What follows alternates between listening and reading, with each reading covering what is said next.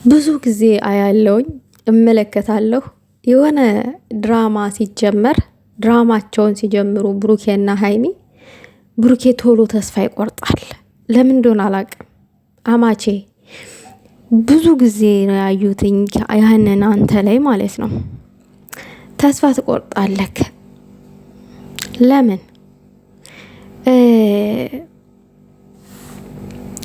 ብዙ ነገሮችን ስታስብ ስታልም ስታቅድ ከምንም እና ከማንንም በላይ ለልደት ጊዜ ሀይሚዬ ሰላም ጤና ይስጥልኝ። ውድና የተከበራችሁ የቻናሌ ተከታታዮች ሰላማችሁ ይብዛልኝ በያላችሁበት። ዛሬ የሆነ ነገር ማለት ፈልጌ ነው የመጣሁት። ብዙ ጊዜ የታዘብኩትኝና ብዙ ጊዜ ለምን ብዬ ጥያቄ በውስጤ እንዲፈጠሩብኝ ያደረጉ ነገሮች አሉ። እዚህ ጋር እኮ በኦዲየንስ ራሱ እኮ አይፈረድም።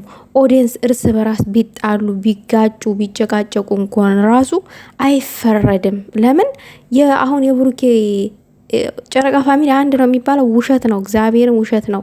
በመሀላቸው በጣም መከፋፈል አለ። እዚህ ጋር ኦዲየንስ እንዲከፋፈል እንደው የተደረገው አሁን የሱ ኦዲየንስ ነኝ ባዮች ራሱ ጥግ እንዲይዙ የሚያደርጋቸው አንዳንድ ጊዜ የእሱን ንግግር እየሰሙ ነው እንደዛ የሚወሻሸቁትና ልጅቷን ዝቅ የሚያደርጓት ማለት ነው።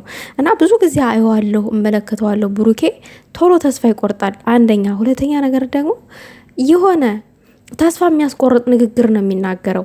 ለምሳሌ ሀይሚ የልደቱ ጊዜ ከተናገረቻቸው ነገሮች አንዷን ነገር እስቲ ላንሳላችሁ። እኔ ሁል ጊዜ ደስታህን ነው የምፈልገው፣ ሀዘንህን አልፈልግም። ያሰብከው ነገር ተሳክቶልህ፣ በተለይ ደግሞ የእናትህ ቤት ተሳክቶልክ ማየት ነው የምፈልገው። ያ ሁል ጊዜ ያሰብከው ሁል ጊዜ የተጨነክበት ነገር ተሳክቶልህ ማየት ነው የምፈልገው ብላ በደስታ ነው ይህንን የነገረችው። አያችሁ፣ ሁል ጊዜ ለምትወዱት ሰው ሁል ጊዜ ደስታውን ነው የምትመኙት። ሁል ጊዜ ደግሞ ያሰበው ነገር እንዲሳካለት ነው የምታደርጉት ማለት ነው። እና አሁን እነሱ ተመካክረው የሚስሩት ሀይሚ ፕራንክ እያደረገችው ሚሆን ብሩኬን የምናውቀው ነገር የለም። እኛ ግራ ተጋብተን ተወዛግበን ያለ ነው። አንዳንድ ጊዜ ብሩኬ ለሀይሚ ቦታ የለውም እንዴ? ላይክ አይወዳትም እንዴ እንድትሉ ያደርጋቸዋል። እዚህ ጋ ከሚሰጣቸው ምላሾች የሚያደርገው ንግግር ወሽመጣቸውን ነው የሚበጥሰው። አሁን ትናንትና ሁሉም ነገር ተስፋ ያስቆርጣል አለ፣ ገና በአንድ ጊዜው ማለት ነው።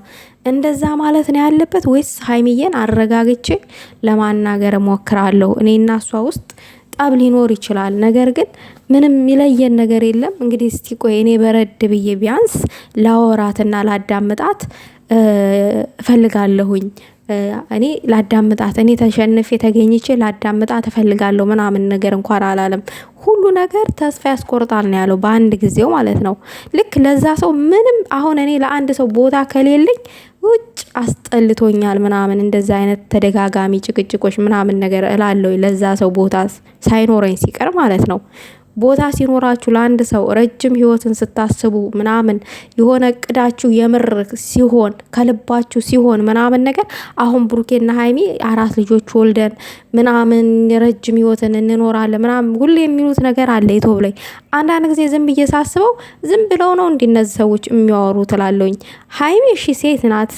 ሴት ልጅ እንደው ልታታልሏትን ብትፈልጉ ራሱ አንድን ወንድ ልጅ ከወደደች ነገ እኮ አግብቼሽ ከአንቺ ጋር ኖራለሁ ንግስት ያደርግሻለሁ ቢላት ትሸወዳለች ሴት ልጅ።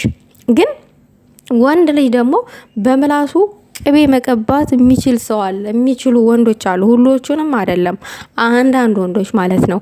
ያንን የሚያደርጉት ለምንድን ነው? የራሳቸውን ጥቅም እና የራሳቸውን የሆነ ጥቅም ሳይሆን የራሳቸውን ፍላጎት ለማሟላት የሆነ ያቀዱትን እቅድ ለማሳካት ብቻ።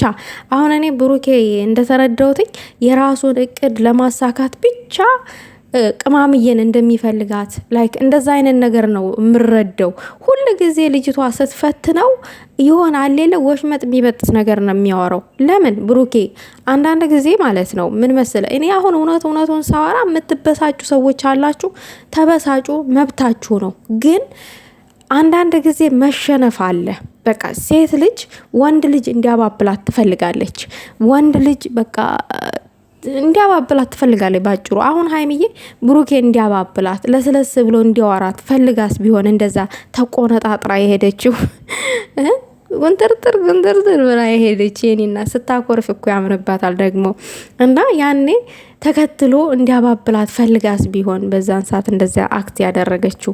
ማንም ሰው ይሄንን አላሰበም። ያሰበው ግን ምንድነው ብሩኬን እንደምትንቀው፣ ለብሩኬ ቦታ እንደሌላት፣ ብሩኬን እንደማትወደው አድርገው ነው ያሰቡት። አብዛኛው ሰው እንደዛ አድርጎ ነው ያሰበው። ብሩኬ ከማንንም በላይ ሀይሚ ለብሩኬ የምትሞትለት ናት። ሀይሚ ለብሩኬ ነፍሷን የምትሰጥ ኩላሊቷን ሳሰስት የምትሰጥ ናት። ለምን ከብሩኬ ውጭ የምትወደው ሰው የለም። ከብሩኬ ውጭ የምታስበው ሰው የለም። አንድ ብሩኬን ነው የምታስበው። አንድ ብሩኬ ነው ለነገ ለህይወት ይሆናኛል ብላ በሙሉ ልቧ የቀረበችው እና ለምን ደግ ስለሆነ የዋ ገራገር ስለሆነ ማለት ነው። ማንም ሰው ገር ልብን ይፈልጋል። ነገር ግን ገር ልቦች ደግሞ አንዳንድ ጊዜ አነጋገር ያለመቻል ይሆን አላቅም፣ ውስጣቸው ያንን ሰው ቶሎ ያለማስገባት ይሆን እምነት ማጣት ይሆን አላቅም፣ የሚናገሩት ነገር ወሽመጣችሁ ነው የሚበጥሰው። አሁን እኔ ብሩኬ ትናንት የተናገረው ነገር ወሽመጤን ነው የበጠሰው። ይሄ ተስፋ ያስቆርጣል ሁሉም ነገር ያለው ማለት ነው። እና ተስፋ መቁረጥ የለብህም በጭራሽ ማለት ነው። እዚህ ጋር አንተ እንደዛ አይነት ቃላቶችን በምትጥል ሰዓት እዚህ ጋር እየመጡ እነዚህ ከብቶች ልጅቷን ዝቅ ያረጓታል። እዚህ ጋር እኮ እሷም አልቅሳ ነበረ፣ እሷም እዚህ ጋር ብሩኬን ለምነው ነበረ ምናምን እያሉ እየተበሻሸቁ እዛ ቻናል ሰብስክራይብ ያደርጉ ሼር ያደርጉ ምናምን በቃ ስራቸው መበሻሸቅ። ሀይሚ የሆነ ነገር ሲጀምር የሆነ ነገር ሲፈጠር በቃ ሀይሚ ጥላት ነች። ሀይሚ ልክ አይደለችም። ሀይሚ ሁል ጊዜ ማጥፊ ነች። ሀይሚ ሁል ጊዜም ስህተት ሰሪ ነች። ስራ ነው ይስሩ። ነገር ግን ስራም ቢሆን ግን ለኦዲየንስ ክፍተት ላለመፍጠር ያክል ሁል ጊዜ እኔ የበላይ ነኝ፣ እኔ ራስን ልክ እንደ ተወዳጅ። አሁን ብሩኬ አንዳንድ ጊዜ ራሱ ብቻ ሁል ጊዜ ልክ እንደሆነ ነው የሚያስበው አድርጎ ነው የሚያወራው። ላይክ ሀይሚ ሁል ጊዜ ስህተት ናት፣ እሱ ግን ሁል ጊዜ ልክ ነኝ ብሎ ነው የሚያወራው። ብሩኬ አንተም ጋር ሀይሚም ጋር ስህተት ሊኖር ይችላል፣ ግን እኔ ጋም እሷ ጋም ስህተት ሊኖር ይችላል። ይህን ስህተት ደግሞ የምንቀርፈው እኔና እሷ ተረጋግተን በማውራት ነው። እዚች ጋር ደግሞ እኔ ተሸንፌ አወራታለሁ ማለት ሲጠበቅብክ ምንም የሚቀንስብኝ ነገር የለም እኔ ህይወት ላይ። አንቺ ብትቀነሽ ነው ከኔ ህይወት ላይ እኮ ነው ያልከው። ያ ማለት ያሰብኩት ሀሳብ ተሳክቶልኛል። አንቺ ብትቀነሽም ከኔ ህይወት ላይ ላይክ ዋጋ እንደሌላት ነው አንተ ጋር የተረዳሁት። ሀይሚ አንተ ጋር ለአንተ ዋጋ ቢስ ነች። እንደዛ አድርገህ ነው ያሰብካት ማለት ነው።